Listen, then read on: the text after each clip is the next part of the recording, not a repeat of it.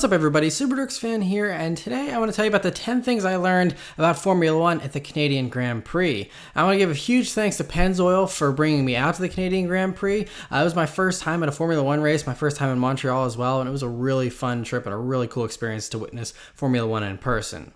So the first thing is, like with NASCAR, Formula 1 standardizes many of the things about all the Formula 1 vehicles so that it's a level playing field for everyone. And so the first thing is that all the cars have a 1.6-liter V6 engine that can rev up to 15,000 RPMs, although they rarely go past 12,000 RPM due to being tuned for reliability and fuel flow restrictions and things like that. But still crazy, 12,000 RPMs is nuts. And so just, they make an amazing sound as well, since there's just such a small little engine. The second thing is that in addition to that crazy engine, they all have a CARES system that collects energy from braking and deacceleration to charge an onboard power unit that provides an additional 160 horsepower. And so that, all combined with the engine and the CARES unit being active, the cars have around 730 horsepower. And so the third thing I learned here is that the cars are able to do 0 to 60 in 3 seconds,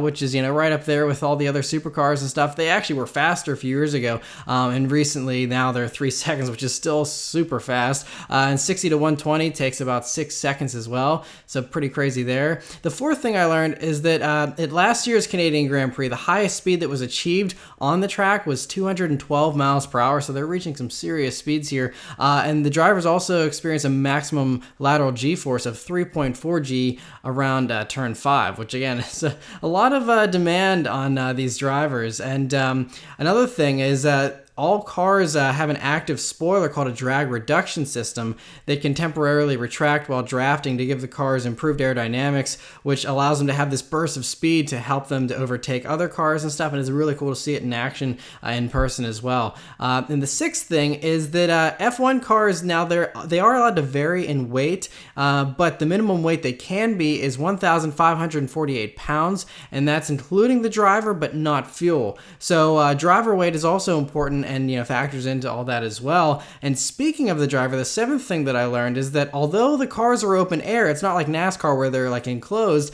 but it still gets very hot in the cockpit, and temperatures can still reach up to 120 degrees in a Formula 1 car. And so this causes the drivers to lose a good amount of weight throughout the course of the race, sometimes up to 7 pounds per race. So again, just very demanding on the drivers themselves with the G's and the high temperatures and whatnot. Just kind of mind-blowing, what they go through.